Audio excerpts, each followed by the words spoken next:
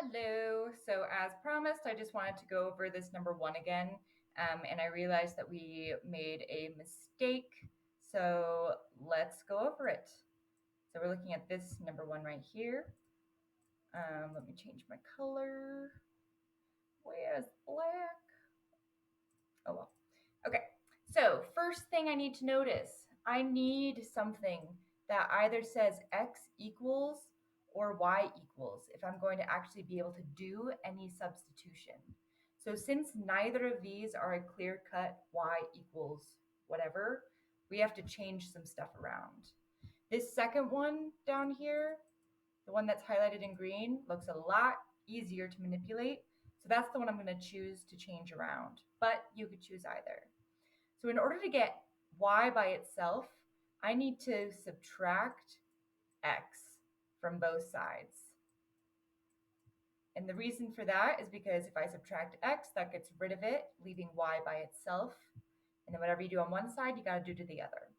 So now I have my new equation is y equals -7 minus x. And now I can do something with that, right? Now I can plug it in. Let's see if I can just erase this. So now I can plug this in for y, because y equals -7 minus x, which means I can just plug it right in there. All right, so to rewrite this then, I would be rewriting the top one. So I have 2x plus, and now I have my new equation. So plus -7 minus x equals -4. And then I'm just solving. So first I have to do my like terms, which in this case are my 2x and my -x.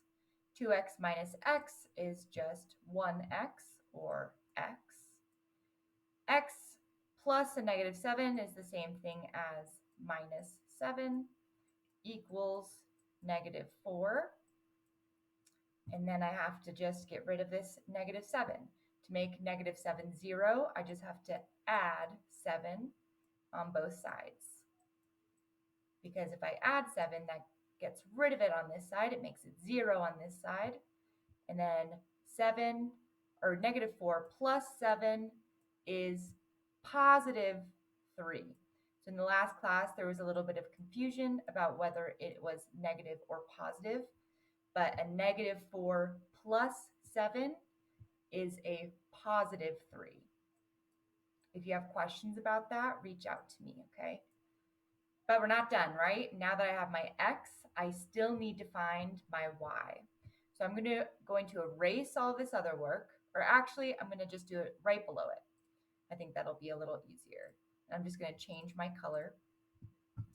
So now that I have this x equals 3, I can plug it in to either one of these equations. And I'm going to choose this one because there's less numbers to deal with. So if I'm using that equation and I know x equals 3, I just rewrite it as y equals -7 minus 3 instead of the minus x right there. So I'm just replacing it. And then I just solve. So -7 minus 3 is the same thing as adding a negative. You can also always use your calculator. But -7 plus -3 is -10.